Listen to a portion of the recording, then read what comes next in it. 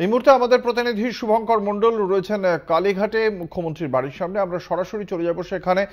যেটা জানতে চাইব শুভঙ্কর, আজকে আমরা শুনলাম শশী পাঁজা রাজ্যের মন্ত্রী, তিনি জানিয়েছেন মুখ্যমন্ত্রীর শারীরিক পরিস্থিতির কথা।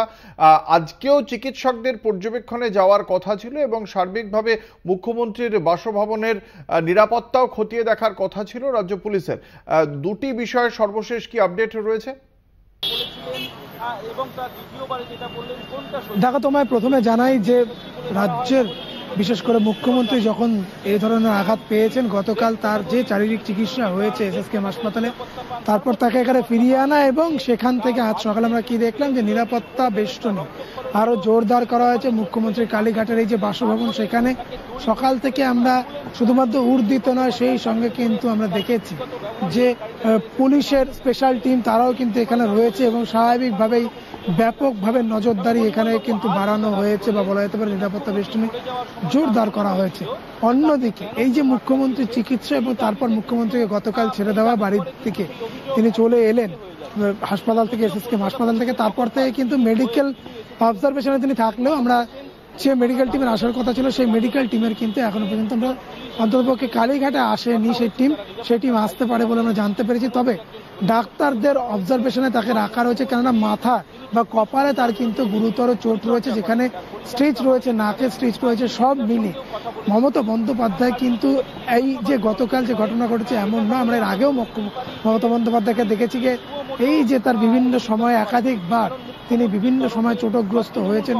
কখনো 2021-এর নির্বাচনী প্রচার সারতে গিয়ে তিনি পায়ে আঘাত পেয়েছেন, কখনো আমরা দেখেছি হাঁটুতে তার চোট লাগবে বিভিন্ন সময়, কখনো কপ্টার টার্বুলেন্সের ফলেও তার কিন্তু সমস্যা তৈরি হয়েছে আমরা দেখেছি। স্বাভাবিকভাবে গতকালে ঘটনাটিতে আমরা কি দেখলাম যে তার মাথায় একটি গভীর ক্ষত তৈরি হয়েছিল, যার ফলে তাকে এখান থেকে কালীঘাটের বাড়ি থেকে একেবারে সরাসরি নিয়ে যাওয়া হয় এসএসকেএম হাসপাতালে।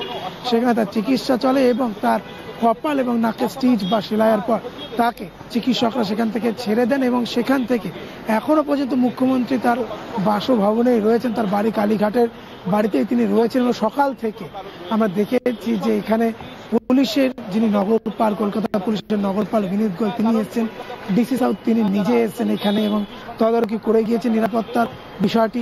শুধু তাই না, আমরা কি দেখলাম যে রথীন ঘোষ খাদ্যমন্ত্রী, তিনি প্রায় আধা ঘন্টার সময় তিনি মুখ্যমন্ত্রী মমতা বন্দ্যোপাধ্যায়ের বাড়িতেই ছিলেন এবং তারপর তিনি বেরিয়ে যান। যদিও তার কাছ থেকে কোনো রকম প্রতিক্রিয়া কিন্তু এই সংক্রান্ত অর্থাৎ মমতা বন্দ্যোপাধ্যায় কেমন আছেন সে বিষয়ে কিন্তু জানা যায়নি।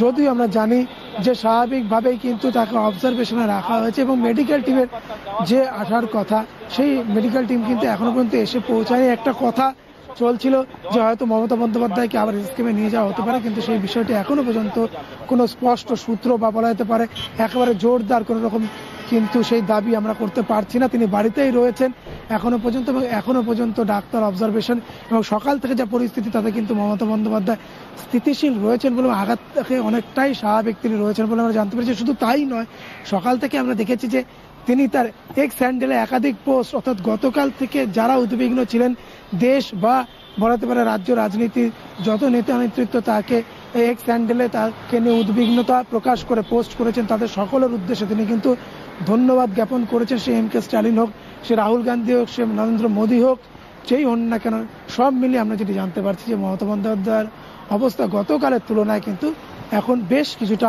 স্থিতিশীল। অঙ্কুর, ধন্যবাদ। আমাদের সঙ্গে ছিলেন আমাদের প্রতিনিধি শুভঙ্কর মণ্ডল।